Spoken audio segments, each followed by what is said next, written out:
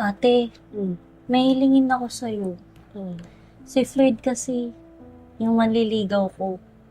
Inaya ko lumabas bukas. Bumabagyo, may pa-date-date pa kayo. Kung talagang seryoso yan, sabihin mo sa kanya dito siya sa bahay manligaw. Okay, sige sabihin ko sa kanya. Pero promise mo sa akin, di mo kami babantayan na parang bata. Sige, may tiwala naman ako sa'yo eh. Basta lagi magbibehave ha. Okay, ate, thank you, thank you. Nako, ito talaga dalagan. Sige na. Hi Pat. Kuya ko nga pala si Kuya Ian. Hindi kasi ako pinapayagan ni Dad na dalhin yung auto ng mag-isay kaya sinama ko siya. Okay lang yun, Floyd. Andyan din naman si ate. Para may kasama din si ate, tsaka kausap. Ba't pwedeng makigamit na CR niya? Sige po, akyat lang po kayo. Tapos pagdating sa taas, kanan, may pintuan doon. CR po yun. Sige. Salamat.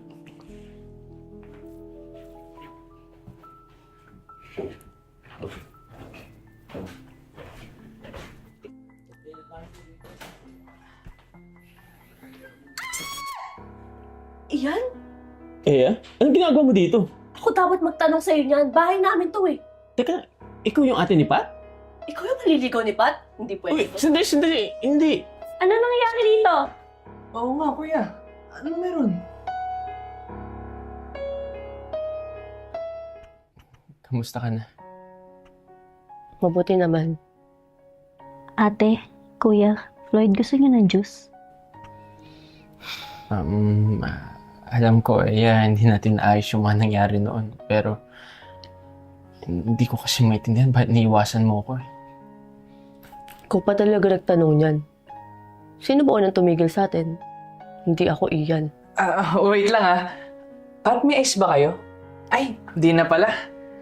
Malamig naman na yung vibe ng kuya ko at ng ate mo eh. Samahan mo kaya ako maghugas ng pinggan. Tsaka ate, kuya, mag-usap na lang muna kayo nang matapos na to. Hindi tayo abot sa dessert ng ganito yung atmosphere. Tara? Tara.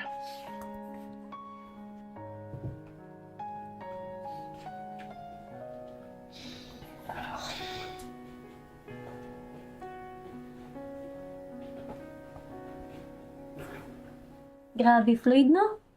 Ang awkward. Kung alam ko lang na ganito kahirap makipag-date.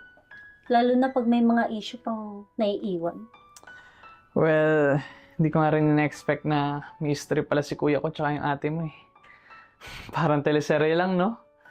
Pero at least, interesting, di ba? Pero di ba sana naman may happy ending?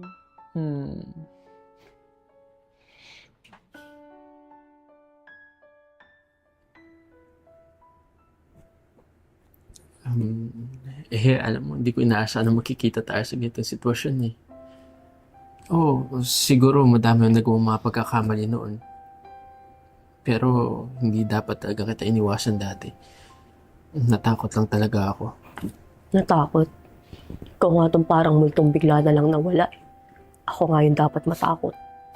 Multo? Grabe ka naman. Pero, oo. Madaming akong nagawang mga pagkakamali noon. Hindi ko na-handle na maayos yung sitwasyon natin dati. I was stupid. Ako, Ian. Stupid ka talaga. Pero na-miss ko yung mga corny mong joke ha. Kung sakaling may second chance ba, bibigyan mo ba ako ng chance ulit? Second chance? Grabe Baka gusto mong pang bumalik sa first chance.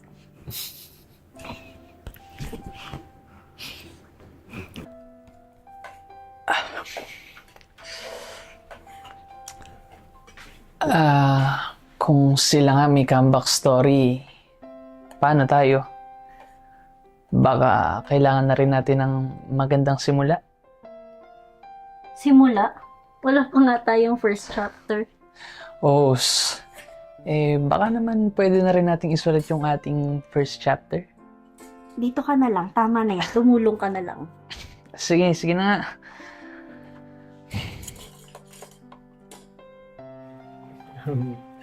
Last na to, promise.